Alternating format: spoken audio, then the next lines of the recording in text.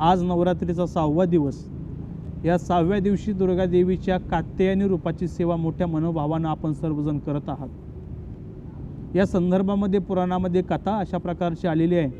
कत नावाचे ऋषी, त्यांना कात्य नावाचा पुत्र झाला आणि कात्य यांच्या कुळामध्ये महर्षी कात्यायन जन्माला आले। आपल्या कुळामध्ये माँ भगवतीने अवतार घ्यावा याच्याकरता महर्षी कात्यायन यांनी अनेक वर्ष तपश्चर्या केली।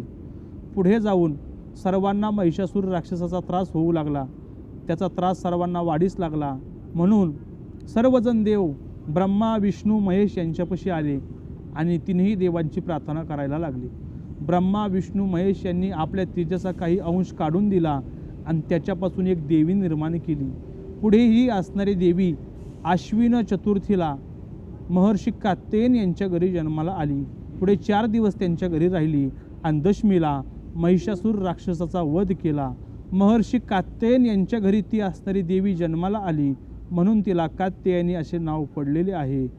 या कात्यायनी देवीची पूजा मनोभावे केल्यानंतर धर्म, अर्थ, काम आणि मोक्ष हे 4 प्रकारचे पुरुषार्थ जीवनामध्ये साधता येतात। आज नवरात्रीचा 6वा दिवस। या 6व्या दिवशीचा रंग आहे राखाडी। हा असणारा राखाडी रंग आपल्या बुद्धिमत्तेचं आणि नम्रतेचं प्रतीक आहे। धन्यवाद। रामकृष्ण हरी।